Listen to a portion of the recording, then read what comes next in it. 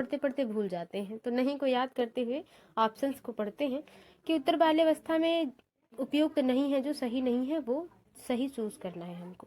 सामान्य खेलों के लिए आवश्यक शारीरिक कुशलताएं सीखना, पुरुषोचित या स्त्रियोचित सामाजिक भूमिकाओं को प्राप्त करना, व्यक्तिगत आत्मनिर्भरता प्राप्त करना, अपने हम उम्र बालकों के साथ रहना सीखना। देखिए उत्तर बाल्यावस्था की अवधि आप बताएं कब से कब तक निर्धारित की गई है। हाँ, ये बात अलग है कि अलग अलग मनोवैज्ञानिकों ने अपनी अपनी मत दिए हैं, लेकिन आप एक जो जनरल हमेशा हम यूज करते हैं वो उत्तर बाल्यावस्था की अवधि आप बताइए।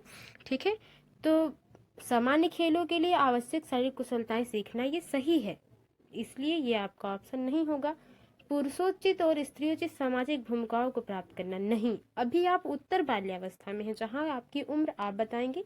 ठीक है, बच्चे की उम्र क्या है, कम है, और वहां पे हमें स्त्रियों और पुरुषों की जो सामाजिक भूमिकाएं हैं इनके बारे में हमें ध्यान देने की आवश्यकता नहीं है। यहाँ पे निगेटिव पूछा है, दूसरा ऑप्शन बिल्कुल सही हो जाएगा। निम्न में से कौन सा कथन विकास के बारे में सत्य नहीं है? देखिए निगेटिव क्वेश्चन है, निगेटिव ऑप्शन सही होगा।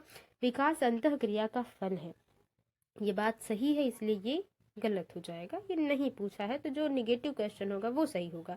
विकास एक व्यवस्थित श्रृंखला का अनुगामी है, सही है, इसलिए ये नहीं है। विकास एक व्यक्तिगत प्रक्रिया है, विकास विशिष्ट से समान की ओर होता है। देखिए सबसे गलत जो है, सबसे निगेटिव जो है वो ये है चौथा ऑप्शन, विकास विशिष्ट से सामान्य की नहीं बल्कि सामान्य से विशिष्ट की ओर जाता है। ठीक है ना, सामान्य से विशिष्ट की ओर जाता है। साधारण से पहला अच्छा दूसरा क्वेश्चन था, सॉरी, तीसरे क्वेश्चन को देखते हैं। 9 वर्ष के बालक की नैतिक तरकड़ा आधारित होती है। नैतिक तरकड़ा यानी कि जो है कि कोहलबर्ग साहब के हिसाब से, आपने अगर उनकी थ्योरी को पढ़ा होगा तो बहुत अच्छे से नैतिक तरकड़ा आपने समझा होगा, जहाँ पे आप नैतिकता को समझ पाते हैं कि किस प्रकार से हमें बड़ों के सामने रहना है, किस तरह से समाज में घुलना मिलना है, रहना सीखना है, ये सारी चीजें। ऑप्शन देखते हैं। किसी कार्य के भौतिक परिणाम उसकी अच्छाई या बुराई को निर्धारित करते हैं। ठीक, कोई कार्य सही होना इस बात पर निर्भर करता है कि उससे व्यक्ति की अपनी आवश्यकता पूर्ति होती है। देखिए ये ऑप्शन अगर आप देखेंगे कि अगर आपकी आवश्यकता पूर्ति हो जाए तो वो काम सही है, ये गलत ऑप्शन है। क्यों? क्योंकि मान लीजिए आपको बहुत ज़्यादा ज़रूरत है बाइक की, जैसे लड़कियों को भी अब बाइक चलाना पसंद है, क्योंकि अब ये जेंडर बयास की बात नहीं होती, क्योंकि हम लोग सीडीपी पढ़ते हैं, पैडागोगी पढ़ते हैं, तो हम लोग जानते हैं कि कुछ भी भिन्नता नहीं है कार्यों में। तो बाइक लेनी है, तो बाइक लेनी है अगर आपको, तो आपको तो आवश्यकता है बाइक, लेकिन सिचुएशन घर की ऐसी है कि हम अभी बाइक नहीं ले सकते हैं। तो अगर आवश्यकता क्या वो पूर्ति कर लेते हैं आप किसी भी तरह, माँ बाप से झगड़ा करके या जैसे भी मना जुना के, जैसे भी आप समझ लें करके आप आवश्यकता को पूर्ति कर लेते हैं, बाइक को ले लेते हैं, तो क्या वो आपके लिए सही है? नहीं। ठीक है, ये क्वेश्चन सही, ऑप्शन सही नहीं। नियमों का पालन करने में कुछ लाभ मिलना चाहिए। देखिए हमेशा लाभ मिले ये तो सही नहीं है, ये तो जरूरी नहीं है न, तो क्या इसके लिए हम नियम पालन नहीं करेंगे? ये ऑप्शन भी गलत है। सही कार्य वह है जो उसे व्यक्ति के द्वारा किया जाए, अन्य व्यक्तियों को अपने व्यवहार से प्रभावित करते हैं। यानी कि जो व्यक्ति सही कार्य को कर रहा है वो व्यक्ति सही है और वो उसे अन्य व्यक्ति को प्रभावित करता है। देखिए नैतिक तरकड़ा की बात कर ली जाए तो किसी कार्य के भौतिक परिणाम उसकी अच्छाई या बुराई पर निर्धारित होते हैं। हम ये नहीं बता सकते कि हाँ हम ये काम कर रहे हैं तो इसका फल हमें अच्छा ही मिलेगा, यानी कि हमने अच्छा काम किया कि हमारे बड़े चाचा आ रहे हैं, हमने उनका पैर छुआ, ठीक है, लेकिन क्या पता उनका मूड बढ़िया ना हो, उन्होंने आशीर्वाद न दिया। ठीक है, तो नैतिक तरकड़ा ये अच्छाई या बुराई पर निर्धारित होती है। पहला ऑप्शन बिल्कुल सही हो जाएगा। आई होप आप समझ पाए होंगे। अगला क्वेश्चन है, निम्न में से कौन सा, इसमें तो तीन ही ऑप्शन है, चौथा ऑप्शन गायब हो गया है।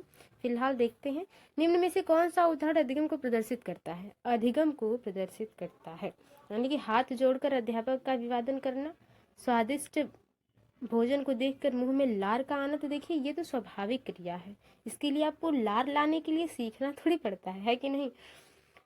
तो ये होगा नहीं। चढ़ना, भागना, फेंकना 3 से 5 वर्ष की अवस्था में। देखिए 3 से 5 वर्ष की अवस्था में बहुत ही छोटी ये अवस्था है। इसमें बच्चा अगर चढ़ना, भागना और फेंकना ये सारी चीज़ें सीख ले रहा है तो बच्चे ने उसको अधिगम किया है, कहीं ना कहीं से बच्चे ने उसको क्या किया है, सीखा है। तो ये तीसरा ऑप्शन बिल्कुल सही हो जाएगा। चौथा ऑप्शन है नहीं और उसकी जरूरत भी नहीं है। ठीक है, आगे चलते हैं। अगला क्वेश्चन, निम्न में से कौन सा कथन विकास के संबंध में सही नहीं है? निगेटिव क्वेश्चन है।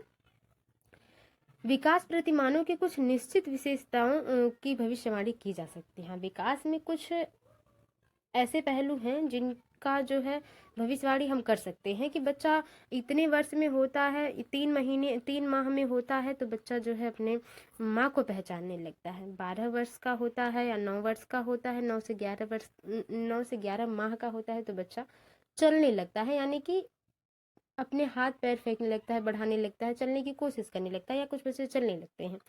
तो ये निश्चित भविष्यवाणी की जा सकती है, ये सही है, इसलिए ये ऑप्शन गलत है। ये सही नहीं होगा क्योंकि यहाँ पे निगेटिव पूछा है।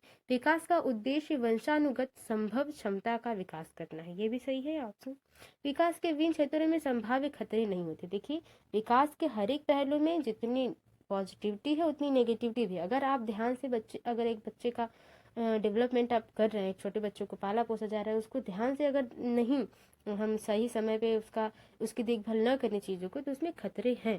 तो ये खतरे नहीं है, ये सही नहीं है, इसलिए तीसरा ऑप्शन बिल्कुल सही हो जाएगा। देखिए निम्न में से कौन सा बालकों के अधिगम एवं विकास में सबसे अधिक योगदान देता है? परिवार, समवयस्क समूह और टेलीविजन, परिवार, समवयस्क समूह और अध्यापक, परिवार, खेल एवं कंप्यूटर, परिवार, खेल एवं पर्यटक। देखिए परिवार तो सही है और उसके बाद खेल भी सही है, ठीक है, लेकिन यहाँ पे कंप्यूटर आ गया, यहाँ पे पर्यटक आ गया, पर्यटन आ गया, यहाँ पे टेलीविजन। देखिए पर्यटन सही है, भ्रमण करना जिसे आप कहते हैं वो सही है, लेकिन यहाँ पे कुछ सीखने के लिए पर्यटन नहीं करवाया जा रहा है, ठीक है। तो अधिगम के साथ विकास भी तो जुड़ा हुआ है यहाँ पे। तो ये ऑप्शन जो है परिवार, समवयस्क समूह और अध्यापक, यहाँ से बच्चा बहुत बेहतर सीख पाएगा, ठीक है, सीख भी पाएगा और बच्चे का विकास भी बढ़िया होगा। आगे देखते हैं। संज्ञानात्मक विकास का अर्थ है अभियोग्यता का विकास, बच्चे का विकास, शारीरिक कौशल का विकास, व्यक्तिगत विकास। एक बार सोचिए वीडियो पॉज करके और देखिए कि आप इसका सही आंसर क्या लगाते हैं। देखिए संज्ञानात्मक विकास क्रिएटिविटी, रचनात्मक तरीके से जो चीज़ें आप कर पाते हैं वो बेहतर है, वो सही है। संज्ञानात्मक विकास वो है एक प्रकार का, ठीक है।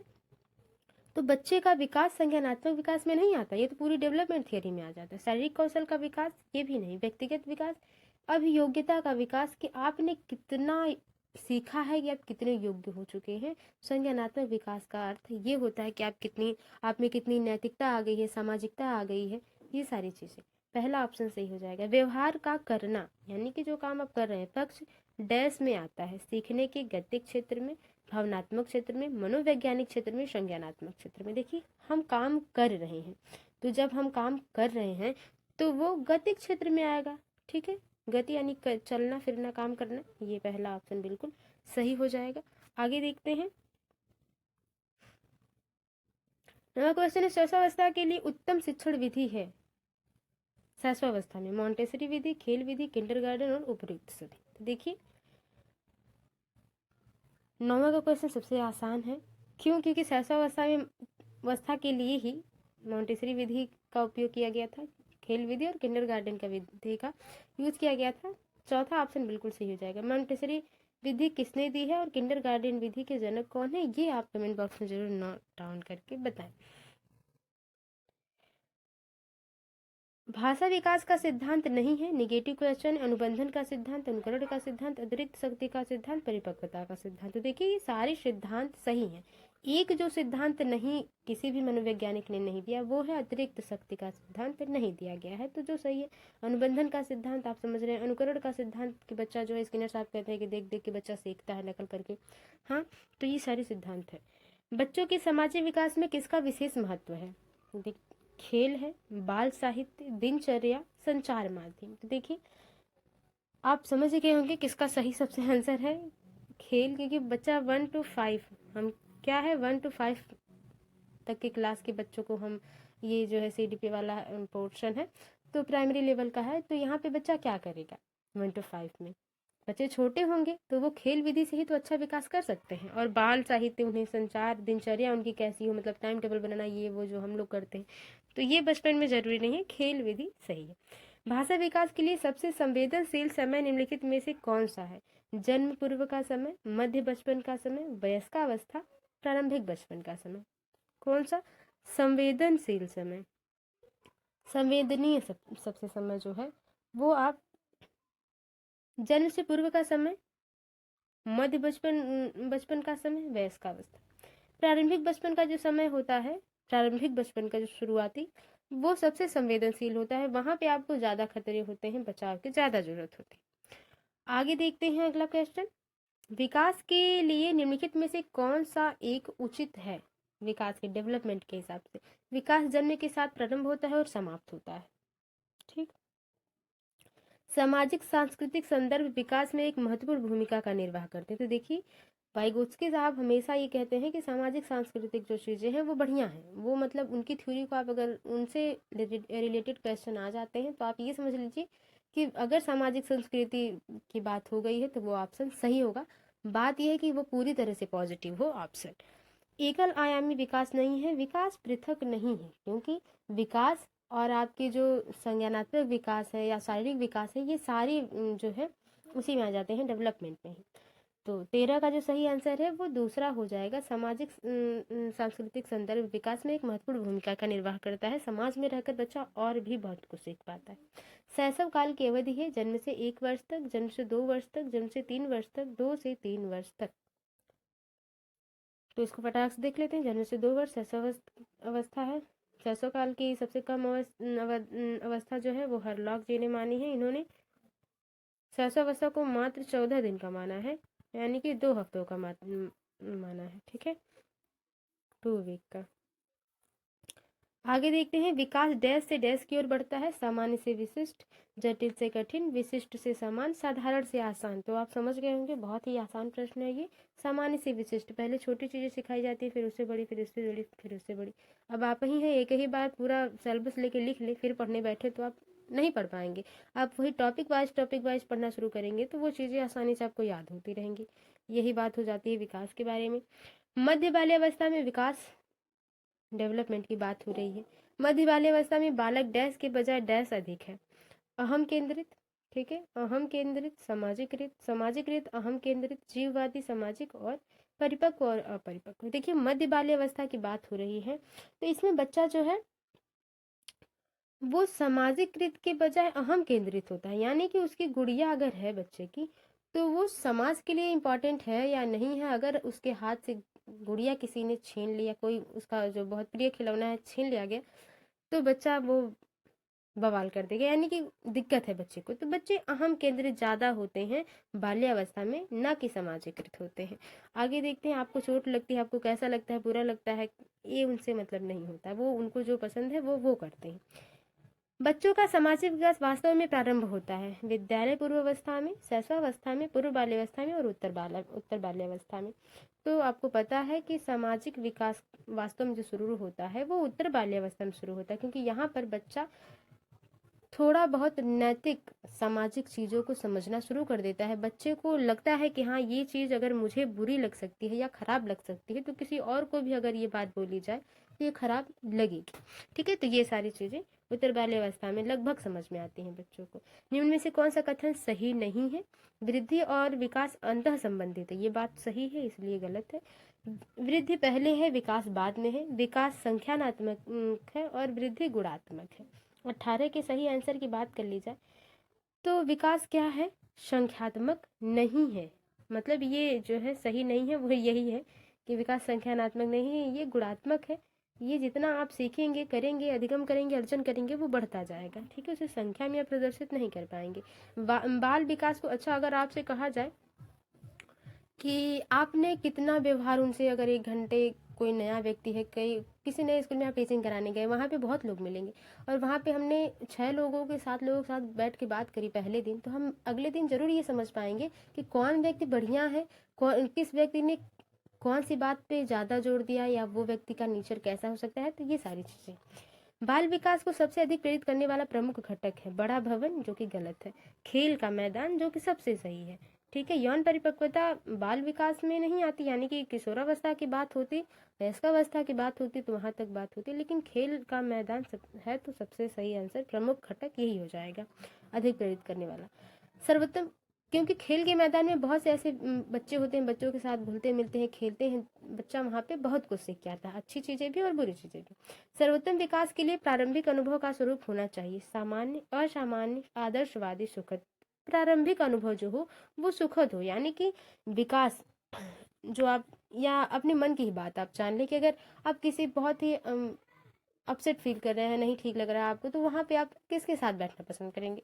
वो व्यक्ति जो आपको थोड़ा सा मोटिवेट करे, अच्छी बातें बताए, आपको थोड़ा हेल्प करे आपके प्रॉब्लम को सॉल्व करने में थोड़ी सी, तो वो सुखद अनुभव विकास में होना चाहिए, सर्वोत्तम विकास। ठीक है, चौथा ऑप्शन बिल्कुल सही हो जाएगा। आगे, निम्नलिखित में से कौन सा सूक्ष्म गति कौशल का उदाहरण? सूक्ष्म गति जिसमें कम मांसपेशियों का यूज हो, हाथ पैर चलाना हो। स्थूल गौतक जिसमें स्थूल गति कौशल वो होता है जिसमें ज्यादा मांसपेशियां काम करती हैं। चढ़ना, ठीक है, चढ़ाना नहीं, चढ़ना, लुढ़कना, दौड़ना और लिखना। तो देखिए, लिखने में सिर्फ उंगलियां ही काम में आ रही हैं और आपकी पूरी बॉडी वर्क नहीं कर रही है, तो सूक्ष्म गति कौशल हो गया। आगे है, निम्नलिखित में से किसका विकास किशोरावस्था में नहीं होता? अहम केंद्रीयता, अभिरुचि, अभिरुचियां, तर्क शक्ति, प्रेक्षण की योग्यता। देखिए, 22 के सही आंसर की बात कर ली जाए तो बच्चे में अहम केंद्रितता खत्म हो जाती है, बच्चा खुद तक सीमित नहीं रहता, बच्चा अब समाज के बारे में सोचने लगता है, अपने व्यवहार के बारे में सोचने लगता है, ठीक है, लोगों के व्यवहार के बारे में सोचने लगता है। तो ये किशोरावस्था में अहम केंद्रितता नहीं होती, यही ऑप्शन बिल्कुल सही हो जाए। ये मध्य बाल्यावस्था तक बच्चों में रहती है, या उत्तर बाल्यावस्था तक। सामान्यतः लड़के और लड़कियों में शारीरिक विकास के निम्नलिखित विशेषता प्रेक्षित की जाती है। ठीक है, हाँ, मतलब ऑप्शन पढ़ेंगे तब समझ में आएगा क्या प्रेक्षित की जाती है। समान आयु में दोनों में समान विकास होता है। लड़के शारीरिक विकास में 2 वर्ष आगे होते हैं, लड़के शारीरिक विकास में 2-3 वर्ष आगे होते हैं, लड़कियां लड़कों से 5 वर्ष पीछे होती हैं। तो देखिए, शारीरिक विकास की बात करी गई है, वो भी लड़के और लड़कियों की। देखिए, जब आप भी क्वेश्चन हल करिए तो बहुत ध्यान से करिए, ठीक है, ताकि आप अगर क्वेश्चन समझ लेंगे तो ऑप्शन आसान हो जाएगा, अगर ऑप्शन कठिन है तो क्वेश्चन को समझने की कोशिश करिए, क्वेश्चन कठिन है तो ऑप्शन को समझने की कोशिश करिए, एग्जाम के टाइम में यही बेहतर होगा। तो तीसरा ऑप्शन बिल्कुल सही हो जाता है कि लड़के शारीरिक विकास में 2-3 वर्ष आगे होते हैं लड़कियों से। ठीक है, तो 23 का जो सही आंसर हो जाएगा तीसरा हो जाएगा। 24 है कि निम्नलिखित में से किशोरावस्था के संदर्भ में कौन सा कथन सही नहीं है? निगेटिव क्वेश्चन है। कई नवीन आंतरिक तथा बाह्य परिवर्तन दिखाई देते हैं किशोरावस्था में, ये बात सही है, इसलिए गलत है। यह आयु अत्यधिक संवेगात्मक होती है। ठीक है, बुद्धि अपनी चरम सीमा तक पहुंचने का प्रयास करती है। हम जितना कोशिश करना चाहते हैं कुछ नई सीखने की, उतना हम कोशिश करते हैं। सही नहीं है जो ये कि आत्मचेतना कम हो जाती है, कम नहीं होती बल्कि आत्मचेतना बढ़ जाती है। ठीक है, तो यही सही नहीं है। ठीक है, यहाँ पे तूफान, किशोरावस्था को तूफान की अवस्था कहा गया है। ठीक है, और किस मनोवैज्ञानिक ने कहा है ये आप कमेंट बॉक्स में नोट डाउन करके बताएं। निम्नलिखित में से कौन सा बल विकास का एक सिद्धांत नहीं है? सभी विकास एक क्रम का पालन करते हैं, ये बल तो नहीं होना चाहिए। विकास के सभी क्षेत्र महत्वपूर्ण हैं, सभी विकास परिपक्वन तथा अनुभव की अंतःक्रिया का परिणाम होते हैं, सभी विकास तथा अधिगम एक समान गति से आगे बढ़ते हैं। 25 के सही आंसर की बात कर ली जाए, यहाँ पे निगेटिव क्वेश्चन पूछा तो निगेटिव सही होगा। विकास एक क्रम का पालन करते हैं, हाँ, एक क्रम होता है, यानी कि पहले आप 1 महीने के होंगे, फिर 5 महीने के होंगे, फिर 6 महीने के होंगे, इसके बाद धीरे धीरे 1 वर्ष के होंगे, फिर 2 वर्ष के होंगे, ये क्रम है। ठीक है, ये क्रम है। और आपके शरीर की बढ़ने की लंबाई चौड़ाई बढ़ने का भी एक क्रम होता है, ऐसा थोड़ी पहले हाथ बढ़ जाएगा फिर पैर बढ़ेगा। ठीक है, तो एक क्रम है। जैसे एक क्रम ये है कि पहले शरीर में बच्चे का सर बहुत भारी होता है, क्यों? क्योंकि वो कुछ डेवलप हो गया होता है, तो शरीर को बैलेंस करने के लिए जो शरीर के जो मस्तिष्क होता है वो कुछ समय के बाद वृद्धि करना उसमें कम हो जाता है, रुकता तो नहीं है लेकिन कम हो जाता है, ताकि जब पूरी बॉडी का पूरी तरह से विकास हो जाए तो साथ में विकास चले सर और हाथ पैर सबका, ताकि बच्चा बैलेंस कर पाए। तो ये बात सही है, विकास के सभी क्षेत्र महत्वपूर्ण है, सही है। विकास, सभी विकास परिपक्व तथा अनुभव की अंतःक्रिया, ये भी सही है। नहीं जो है वो ये कि सभी विकास तथा अधिगम एक समान गति से आगे बढ़ते हैं, नहीं। सभी विकास अधिगम एक समान गति से नहीं, जरूरी नहीं है कि विकास आप दो विकास के हिसाब से यानी डेवलपमेंट के हिसाब से तो ये है कि 2 वर्ष के बच्चे को लगभग जो है ढंग कुछ अपनी बात को रखने और चीज़ों को सीखने अधिगम करने आ जाए, लेकिन ये अधिगम बच्चा करने में बेहतर होगा या नहीं वो बच्चे की रुचि और अनुभव पर जो है निर्भर करता है, और उसके सामाजिक व्यवहार पर, पर्यावरण जिसमें वो आसपास में रहता है उस पर निर्भर करता है। चौथा ऑप्शन नेगेटिव है, नेगेटिव क्वेश्चन चौथा सही हो जाएगा, ऑप्शन चौथा ऑप्शन सही हो जाएगा। विकास के बारे में निम्नलिखित में से कौन सा एक कथन सही नहीं है? विकासात्मक परिवर्तन एक सीधी रेखा में आगे जाते हैं। विकास जन्म से किशोरावस्था तक आगे की ओर बढ़ता है और फिर पीछे की ओर। ठीक है, मतलब विकास किशोरावस्था तक तो आप बढ़ते हैं, उसके बाद आप फिर छोटे होने लगते हैं। ठीक है, सबसे यही वाला क्वेश्चन सबसे वो है नेगेटिव है। ऐसा थोड़ी है कि आप किशोरावस्था से आगे बढ़ते नहीं, वृद्धावस्था नहीं आती, वयस्कावस्था के बाद वृद्धावस्था नहीं आती, आती है। ऐसा थोड़ी है कि किशोरावस्था होने के बाद आप फिर बाल्यावस्था या शिशुअवस्था में आ जाते हैं। ये सबसे नेगेटिव है। आगे देखने, विकास के सिद्धांतों के बारे में निम्नलिखित में से कौन सा कथन गलत है? विकास एक परिणात्मक प्रक्रिया है जिसका ठीक ठाक मापन हो सकता है। विकास परिपक्वन और अधिगम पर आधारित होता है। विकास वंशानुगत तथा वातावरण के बीच सतत अन्योन्य क्रिया, ये सबसे सही है। यहाँ पे गलत पूछा है इसलिए ये सही नहीं होगा। प्रत्येक बच्चा विकास के चरणों से गुजरता है, फिर भी बच्चों में व्यक्तिगत भिन्नताएं होती हैं, ये भी सही है, इसलिए गलत है। देखिए 27 का जो सही आंसर हो जाएगा वो पहला ही हो जाएगा। विकास एक परिणात्मक प्रक्रिया नहीं है। विकास को कुछ हद तक आप एनालाइज कर सकते हैं कि हाँ ये हो सकता है, लेकिन यही होगा ये प्रमाण आप नहीं दे सकते। आगे देखिए, श्रीमती कुमार का पहला बच्चा 10 महीने में चलने लगा, उनका दूसरा बच्चा 12 महीने का है और अभी भी नहीं चल रहा है। वह दुखी या चिंतित नहीं है क्योंकि उनके पति ने कहा है कि जब तक वह 14 महीने के नहीं थे उन्होंने चलना शुरू नहीं किया था। वह जानती हैं कि वह जितना अधिक इंतजार करेंगी उतना ही अधिक उसके पैर चलने के लिए मजबूत होंगे। एक पड़ोसी का लड़का भी 18 में, पड़ोसी के लड़के से क्या मतलब है? ठीक है, वह जानती है कि चलने के विकास के लिए वह अभी सामान्य समयावधि के अंदर है। बिल्कुल यही चौथा वाला ऑप्शन सही है, क्योंकि वो जानती है कि अभी बच्चा क्या है, 12 महीने का है, अभी भी उसके पास कुछ महीने हैं जिसमें बच्चा चल सकता है। अगर वो बहुत ज्यादा माह का हो जाए, ईयर का हो जाए, तो बच्चे में दिक्कत हो सकती है। तो अभी वो चिंतित इसीलिए नहीं है क्योंकि वो अभी सामान्य समयबद्ध के अंदर है। आगे देखते हैं, निम्नलिखित में से किसको मुख्य ग्रंथि कहा जाता है? थायराइड ग्रंथि, एड्रिनल, अंतःस्रावी और पीयूष ग्रंथि। 29 का सही आंसर आप जानते हैं, पीयूष ग्रंथि। ठीक है, प्रमुख है जिसको अधिकारी ग्रंथि भी कहा जाता है। ठीक है, विकास के लिए निम्नलिखित में से कौन सा एक उचित है? विकास जन्म के साथ प्रारंभ होता है और समाप्त होता है। सामाजिक सांस्कृतिक संदर्भ विकास में एक महत्वपूर्ण भूमिका निर्वाह करता है। ये क्वेश्चन फिर से आ गया था क्या? ये दूसरा सही हो जाएगा। ठीक है, तो ये थे टॉप 30 प्रश्न। आई होप आपको पसंद आए होंगे। वीडियो थोड़ी सी भी हेल्पफुल लगी हो तो लाइक करें, वीडियो को शेयर करें, कमेंट बॉक्स में बताएं आपका स्कोर कितना रहा इन 30 प्रश्नों में से। मिलते हैं आपसे अगली वीडियो में, तब तक के लिए bye bye, take care, be positive, be motivated. धन्यवाद। लोगों से सीखते हैं, अपने आसपास बड़ों से सीखते हैं, तो अंतःक्रिया करके सीखते हैं, समाज में अपनी भूमिका अदा करके सीखते हैं, वहाँ पे वाइगोत्स्की जी सही होंगे। तो ऑप्शन देखते हैं, जब पुनर्बलन प्रदान किया जाता है परिपक्व होने से, अनुकरण से, वयस्कों और समवयस्कों के साथ परस्पर क्रिया से। तो देखिए पुनर्बलन की बात वाइगोत्स्की जी नहीं कहते हैं।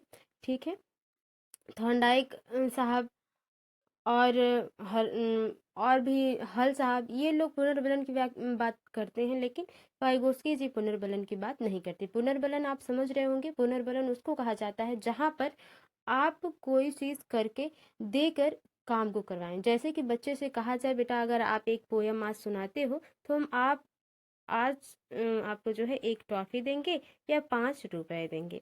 ठीक है, तो ये एक प्रकार का पुनर्बलन हो जाता है। ठीक है, और ये पुनर्बलन उद्दीपक के रूप में कभी कभी काम करता है, कभी कभी रुचि वो जो है कि बच्चों में एक जिज्ञासा के रूप में कि हाँ अगर मैं ये काम करूंगा तो मुझे पुनर्बलन यानी कि ये चीज मुझे दी जाएगी।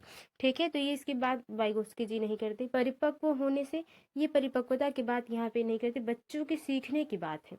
अनुकरण की बात स्किनर साहब ज्यादा करते हैं, वाइगोत्स्की जी नहीं करते हैं। ठीक है, वयस्कों और समवयस्कों के साथ परस्पर क्रिया करके यानी कि उनसे बातचीत करके, उनके व्यवहार में ढलकर बच्चे अच्छा सीखते हैं। ये चौथा ऑप्शन बिल्कुल सही हो जाएगा। आगे देखते हैं, सीखना लर्निंग क्या है, यानी कि कोई भी चीज़ हम सीख रहे हैं जिसको हम अधिगम भी कह सकते हैं। यहाँ पे सीखना है, कहीं अधिगम भी आ सकता है। ठीक है, बहुत ही बेसिक प्रश्न है ये। तो अधिगम क्या है, सीखना क्या है, लर्निंग क्या है, ये पूछा जा रहा है। सीखने वालों के संवेगों से प्रभावित नहीं होता, संवेगों से छिड़ संबंध रखता है।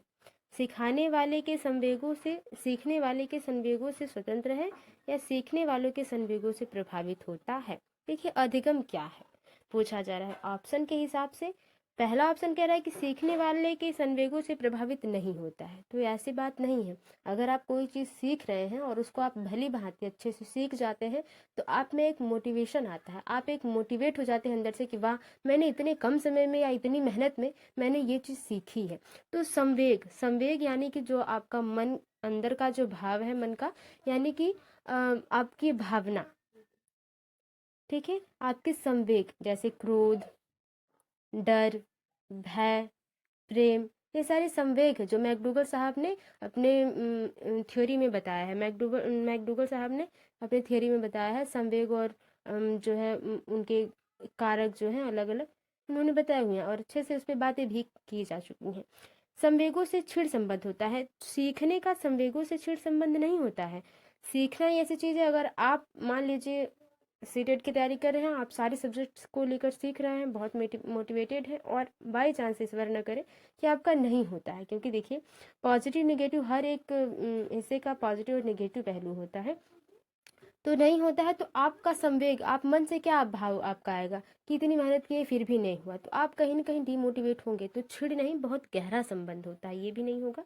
सीखने वाले के संवेगों से स्वतंत्र है, कभी भी अधिगम स्वतंत्र नहीं हो सकता। जब भी आप कुछ सीखते हैं, अगर अच्छा सीखते हैं, आप बुरा सीखते हैं, तो वो आपके मन में इफेक्ट पड़ता है उसका। तो ऐसा नहीं कि स्वतंत्र है, सीखने वाले के संवेगों से प्रभावित होता है। बिल्कुल यही सही है चौथा ऑप्शन, कि जो भी हम सीखते हैं वो हमारे मन में हमारे भाव को परिवर्तित करता है। ठीक है, पियाजे के अनुसार विकास को अधिगम प्रभावित करने में निम्नलिखित कारकों में से किसकी भूमिका महत्वपूर्ण होती है। ठीक ना, किसकी भूमिका महत्वपूर्ण होती है पियाजे के अनुसार। पियाजे जी क्या कहते हैं, भाषा, पुनर्बलन, भौतिक विश्व के साथ अनुभव, अनुकरण। तो पियाजे जी भाषा की बात नहीं करते, ठीक है। हाँ, वाइगोत्स्की और पियाजे जी एक भाषा की बात करते हैं जो बच्चा अपने आप से बात करता है, यानी आंतरिक भाषा। आंतरिक भाषा यानी कि कोई काम करते हुए बच्चा अपने मन में ही गुनगुना रहा है, अपने अपने आप से ही बात कर रहा है। तो पियाजे जी उसको अहम केंद्रित भाषा कहे हैं, और वाइगोत्स्की जी उसको निजी भाषा कहे हैं। तो यहाँ से बहुत ही टॉपिक प्रश्न मैंने आपको बताया, ये आप बहुत ज़्यादा घुमा फिरा के क्वेश्चन पूछता है, लेकिन पूछता जरूर है हर एग्जाम में, सीटेट के एग्जाम में, पैरागॉगी में। तो भाषा नहीं, पुनर्वलन की बात ये करते नहीं है, अनुकरण की बात भी ये नहीं करते, ये बात करते हैं भौतिक विश्व के साथ अनुभव, यानी कि जो उनके आस पास पड़ोस में हो रहा है उनसे वो सीख रहे हैं, उनसे जो उनका अनुभव है उससे वो क्या कर रहे हैं, सीख रहे हैं। तो विकास जो है वो प्रभावित होता है कि वो अपने दैनिक जीवन में क्या कर रहे हैं, उनके आस पास पड़ोस में अनुकूलता क्या है। आगे देखते हैं, पूर्व संक्रियात्मक काल में आने वाले संज्ञानात्मक योग्यता है। देखिए इसके बाद कौन करता है, देखिए अमूर्त चिंतन, ये आप बताइए कि संज्ञानात्मक सिद्धांत ये किसने दिए, किसके द्वारा दिया गया है। आई होप आपको पता होगा, इसमें कोई बड़ी बात नहीं है। तो अमूर्त चिंतन की योग्यता, अभिकल्पनात्मक निष्कर्ष चिंतन, लक्ष्य उद्दिष्ट व्यवहार की योग्यता, दूसरे की दृष्टिकोण को समझने की योग्यता। देखिए एक पूर्व संक्रियात्मक अवस्था होती है, फिर पहले तो संवेदी पेशी अवस्था होती है, फिर दूसरी पूर्व संक्रियात्मक, फिर तीसरी मूर्त, और चौथी अमूर्त। 4 संज्ञानात्मक थ्योरी इन्होंने दी है। ठीक है, तो पूर्व संक्रियात्मक काल के हिसाब से बच्चे की संज्ञानात्मक योग्यता कैसी होती है। अमूर्त चिंतन पूर्व में नहीं होगा, अमूर्त संक्रियात्मक अवस्था जब होगी तब बच्चा अमूर्त चिंतन करता है। अभिकल्पनात्मक निष्कर्ष बच्चा नहीं निकाल पाता यहाँ। लक्ष्य उद्दिष्ट व्यवहार की योग्यता, पूर्व संक्रियात्मक काल में बच्चे में ये होता है कि ये गुड़िया जो है वो मुझे चाहिए तो चाहिए, इसको इससे फायदा हो या ना हो, क्या होगा जरूरी है या नहीं। तो लक्ष्य उद्दिष्ट व्यवहार की योग्यता होती है, एक लक्ष्य होता है बच्चे में, जब तक बच्चा वो पा नहीं लेगा तब तक बच्चा बैठेगा नहीं शांत। तो ये पूर्व संक्रात्मक अवस्था में होती है। तीसरा ऑप्शन बिल्कुल सही हो जाएगा, जो कि 2 से 7 वर्ष की अवस्था होती है। ठीक है, यानी कि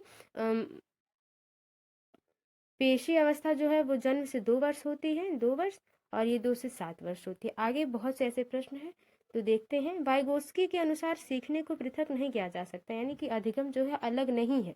वाइगोत्स्की जी के अनुसार अधिगम अलग नहीं है, उसके सामाजिक संदर्भ से, अवबोधन और अवधारणात्मक प्रक्रियाओं से, पुनर्बलन से, व्यवहार में मापने योग्य परिवर्तन से। देखिए वाइगोत्स्की जी की अगर बात कर ली जाए तो आप ये जानेंगे, जब भी इनके क्वेश्चन को हल करी जाए करने जाए आप, तो ये ध्यान में रखें कि ये हमेशा सामाजिक अंतःक्रिया की बात करते हैं, कि बच्चा जो है समाज में पूरी तरह से मिलकर, सीख कर, चीज़ों देखकर चीज़ों को सीखता है।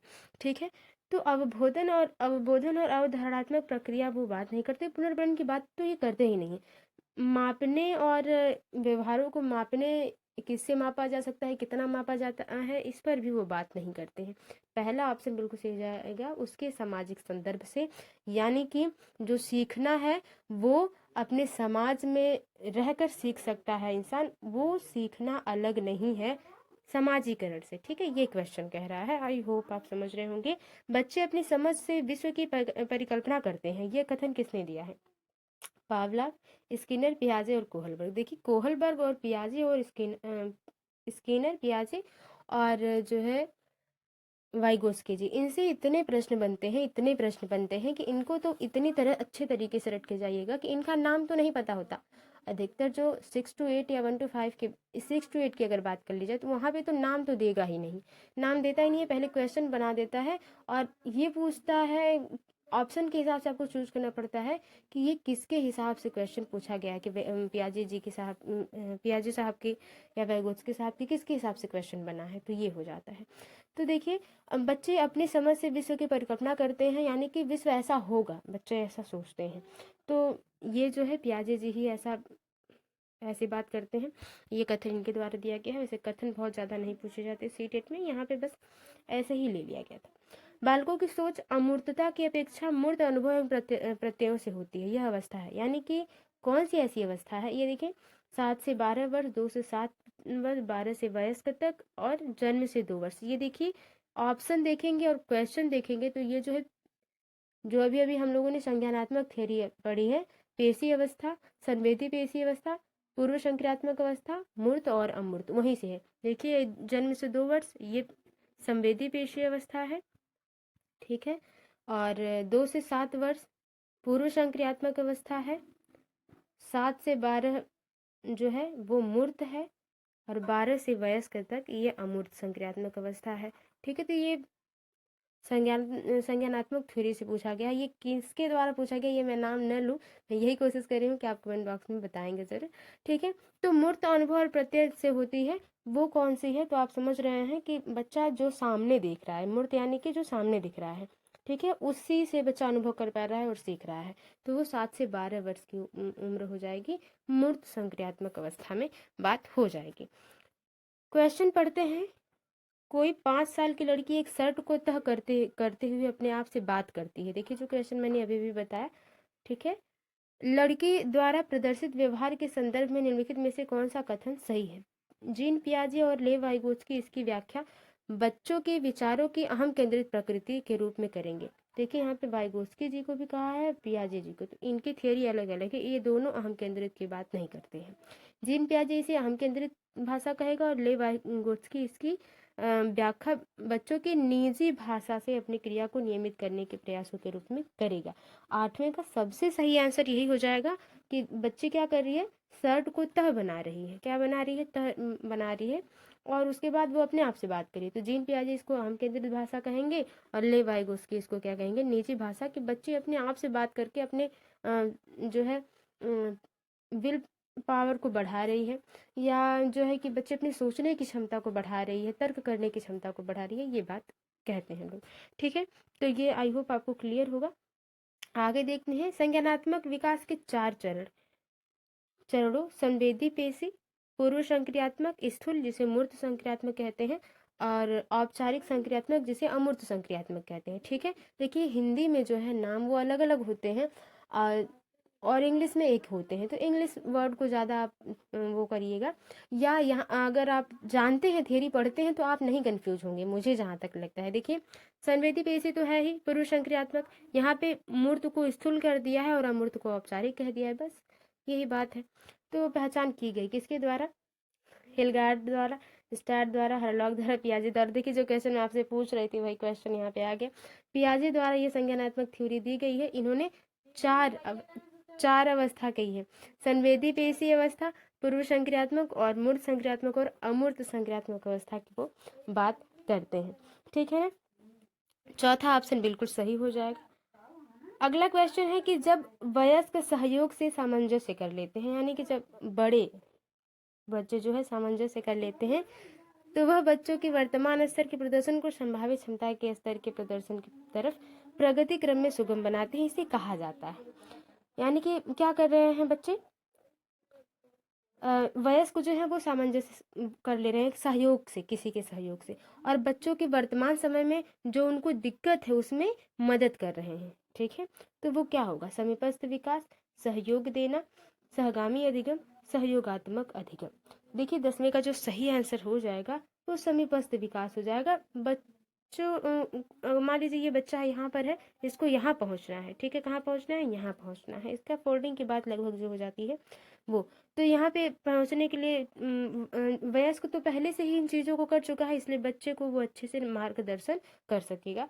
तो संभावित क्षमता बच्चे को उस तरफ से बच्चा आराम से अपने लक्ष्य तक पहुँच सकता है वयस्क के जो है हेल्प से। तो वही बात है, समीपस्थ विकास हो जाएगा। देखिए सहयोग देना और समीपस्थ विकास ये अलग अलग क्वेश्चन के हिसाब से ऑप्शन सही होते हैं। ठीक है ना, आगे देखिए उत्तर बाल्यावस्था में बालक भौतिक वस्तुओं के किसी आवश्यक तत्व में परिवर्तन समझने लगते हैं। द्रव्यमान, द्रव्यमान और संख्या, संख्या, द्रव्यमान, संख्या और क्षेत्र। यानी कि जब बालक उत्तर बाल्यावस्था की हो, अवस्था कौन सी है? उत्तर बाल्यावस्था। अवस्था दे के पूछा गया, तो जब बच्चा उत्तर बाल्यावस्था में होगा तो आपको पता है 7 साल से ऊपर, 7 वर्ष से ऊपर होगा बच्चा, तो वो किस जो है वो द्रव्यमान को जांच सकता है, संख्या को और क्षेत्र को। तो ये चौथा ऑप्शन बिल्कुल सही हो जाएगा। ठीक है ना, चौथा ऑप्शन बिल्कुल सही हो जाएगा। अगला देखिए वाइगोत्स्की के अनुसार समीपस्थ विकास का क्षेत्र, वाइगोत्स्की के अनुसार जो समीपस्थ विकास यानी कि बच्चा यहाँ फंसा है, ठीक है, और बच्चे को यहाँ तक जाना है, थोड़ी सी हेल्प मिलेगी तो बच्चा यहाँ चला जाएगा, यहाँ अपने उद्देश्य को पा लेगा। तो ये समीपस्थ विकास का क्षेत्र क्या है वाइगोत्स्की के अनुसार? अध्यापिका के द्वारा दिए गए सहयोग की सीमा निर्धारित करना। देखिए अगर आप सीमा निर्धारित कर देंगे कि आपने बच्चे को क्वेश्चन दिया, ठीक है, आप बताएंगे कि मैं बस इतना ही बताऊंगी ताकि बच्चा इतना अपने से मेहनत करे, ठीक है, तो ये कितना सही होगा? तो सीमा निर्धारित नहीं करनी है। बच्चों के द्वारा स्वतंत्र रूप से किया जा सकने वाला तथा सहायता के साथ करने वाले कार्य के बीच अंतर, बिल्कुल बच्चा जो अपने मन से करे, रुचि से करे और उसमें आप थोड़ी सी हेल्प कर दें, यही बात हो जाएगी समीपस्थ विकास के क्षेत्र की। आगे देखते हैं निम्नलिखित कथनों में से कौन सा वाइगोत्स्की के द्वारा प्रस्तावित विकास तथा अधिगम के बीच संबंध का सर्वश्रेष्ठ रूप में सार प्रस्तुत करता है? वाइगोत्स्की के द्वारा जो विकास और अधिगम के बीच जो संबंध उन्होंने बताया है वो ऑप्शन के हिसाब से कौन सबसे बढ़िया होगा? विकास अधिगम के स्वाधीन है, विकास प्रक्रिया अधिगम प्रक्रिया से पीछे रह जाती है, विकास अधिगम का समानार्थक है, अधिगम एवं विकास समांतर प्रक्रियाएं हैं। वाइगोत्स्की जी के हिसाब से पूछा गया है। तो वाइगोत्स्की जी क्या कहते हैं? विकास प्रक्रिया अधिगम प्रक्रिया से पीछे रह जाती है। ठीक है, इस पर अगर आप विचार करेंगे तो आप पाएंगे कि अधिगम अगर वाइगोत्स्की जी के बारे में बात कर ली जाए तो वो कहते हैं कि जो विकास प्रक्रिया है ये जरूरी नहीं है कि बच्चे की एज पर निर्भर नहीं करता अधिगम, ये मानते हैं वाइगोत्स्की जी। ठीक है, वाइगोत्स्की जी कहते हैं अगर बच्चा 2 वर्ष का भी है, अगर उसे अच्छे से समझाया जाए, अच्छे से मार्गदर्शन दिया जाए, तो बच्चा अपने से ज़्यादा उम्र के बच्चों के इतना बराबर हो सकता है उसका आईक्यू लेवल, यानी कि वो सीख सकता है। ये बात जो कहते हैं वो वाइगोत्स्की जी कहते हैं। आई होप आप समझे होंगे। बच्चों के बौद्धिक विकास के 4 विशिष्ट अवस्थाओं की पहचान की गई, किसके द्वारा? एरिक्सन के द्वारा। तो एरिक एरिक्सन ने नहीं दिया, इन्होंने बनाम उद्देश्य जो पढ़ा होगा आपने, ठीक है, वो दिया है स्किनर द्वारा, पियाजे द्वारा और कोहलबर्ग द्वारा। 14 का जो सही आंसर हो जाएगा वो हो जाएगा, ये जो 4 विशिष्ट अवस्थाओं की बात हो रही है बौद्धिक विकास की, वो पियाजे द्वारा, जिसको आपने अभी अभी पढ़ा है, जिसको संवेदी पेशी, पूर्व संक्रियात्मक, मूर्त संक्रियात्मक या अमूर्त संक्रियात्मक, यही 4 अवस्थाओं की बात हो रही थी। बच्चे दुनिया के बारे में अपनी समझ का सृजन करते हैं। वो पहले ये देखते हैं कि इस प्रकार की दुनिया होगी, जैसी भी दुनिया हो ये मतलब नहीं होता, क्योंकि बड़े होने के बाद पता चलेगा बच्चा, लेकिन जब होता है तो वो सृजन करता है अपने माइंड को कि हाँ इस प्रकार से दुनिया होगी, लोग इस प्रकार से सोचते हैं। जैसे कि बच्चा छोटा होता है तो हम केंद्रित होता है कि ये गुड़िया मुझे चाहिए, सारे लोग मेरे लिए काम करते हैं, वैसा ही ये सोचता है। तो ये इसका श्रेय जाता है पावलोव, कोहलबर्ग, स्किनर और पियाजे।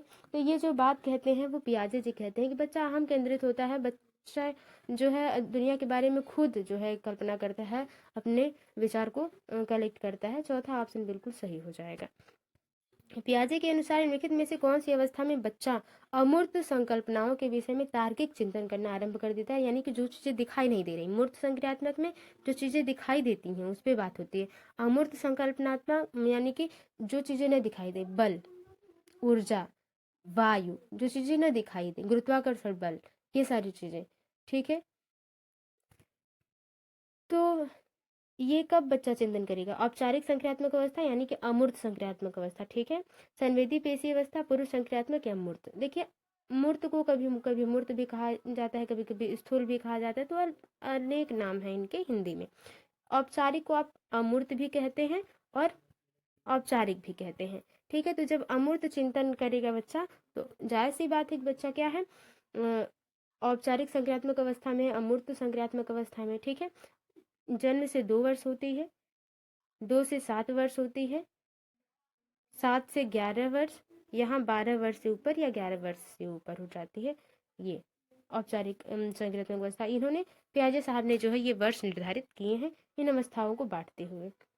पियाजे के अधिगम के संज्ञानात्मक सिद्धांत के अनुसार वह प्रक्रिया जिसके द्वारा संज्ञानात्मक संरचना को संशोधित किया जाता है कहलाती है, यानी कि जो बच्चे ने सीखा है उसमें उसमें क्या, उसमें संशोधित करना है। बच्चे ने काले कौवे को देखा और काली कोयल को देखा, ठीक है, उसे लगा दोनों चिड़िया एक जैसी हैं, लेकिन बाद में जब उसने आवाज सुनी तो बच्चे ने देखा कि हाँ ये तो दूसरा है पक्षी है, ये दूसरा पक्षी है, भले रंग एक जैसा है। तो जब बच्चा पहले तो बच्चे ने ये देखा कि ये दोनों पक्षी हैं, बाद में जब बच्चा संशोधित करता है कि नहीं ये कौवा है और ये कोयल है, तो उसको क्या कहेंगे? प्रत्यक्षण, समायोजन, समावेशन और स्कीमा। देखिए सत्रह की बात कर ली जाए तो ये समायोजन बच्चा कर लेगा। क्या कर लेगा? समायोजन कर लेगा। जो बच्चे ने पहले से सीखा है उसमें क्या करना? बदलाव करना, उसमें नई चीज को जोड़ना, समझना, समायोजन कर लेना, वही चीज, ठीक है। इस पे बहुत बड़ी चर्चा हो जाएगी अगर पूरी तरह से हम लोग बात कर लें। कोशिश की जाएगी कि मैंने कहा था कि कम समय में किया जाए क्वेश्चन को हल। तो कोहलबर्ग के अनुसार शिक्षक बच्चों में नैतिक मूल्यों का विकास कर सकता है। किस प्रकार से? धार्मिक शिक्षा को महत्व देकर, व्यवहार के स्पष्ट नियम बनाकर, नैतिक मुद्दों पर आधारित चर्चाओं में उन्हें शामिल करके, कैसे व्यवहार किया जाना चाहिए इस पर कठोर निर्देश देकर, यानी कि उसे डरा धमका के। 18 के सही आंसर की बात कर ली जाए तो बताने की जरूरत नहीं है कि नैतिक मुद्दों पर हम क्या करें? चर्चा करें। जब बच्चे वाद विवाद करेंगे तो उन्हें खुद पता चलेगा कि क्या चीजें गलत हैं क्या सही। तीसरा ऑप्शन बिल्कुल सही हो जाएगा। आगे है वाइगोत्स्की के बच्चों के सीखने में निम्नलिखित में से किस कारक की महत्वपूर्ण भूमिका पर बल देते हैं वाइगोत्स्की जी बच्चों के सीखने पे? अनुवांशिकता को, नैतिक को, शारीरिक को, सामाजिक को। तो देखिए किसको, वाइगोत्स्की जी की बात हो रही है तो ये हमेशा सामाजिक के साथ जाएंगे, सामाजिकता को इन्होंने ज्यादा वरीयता दी है। अगला है कि निम्नलिखित में से कौन सा निहितार्थ पियाजे के संज्ञानात्मक विकास के सिद्धांत से नहीं निकाला जा सकता? बच्चों की अधिज्ञानात्मक तत्परता के प्रति संवेदनशीलता, वैयक्तिक भेदों की स्वीकृति, खोजपूर्ण अधिगम, शाब्दिक शिक्षण की आवश्यकता। नहीं निकाला जा सकता संज्ञानात्मक विकास के सिद्धांत पियाजे जी के, ठीक है। तो आप पता है शाब्दिक शिक्षण की आवश्यकता, जो बच्चा सीख रहा है, ठीक है, और जिस विधि से सीख रहा है इसको निकालना संभव नहीं है। चौथा ऑप्शन बिल्कुल सही हो जाएगा। ये थे टॉप 20 प्रश्न। आई होप आपको समझ में आए होंगे। वीडियो थोड़ी सी भी हेल्पफुल लगी, वीडियो को लाइक करें, शेयर करें, कमेंट बॉक्स में बताएं कि आपका स्कोर इन 20 प्रश्नों में से कितना रहा। मिलते हैं आपसे अगली वीडियो में, तब तक के लिए bye bye, take care, be positive, be motivated. धन्यवाद।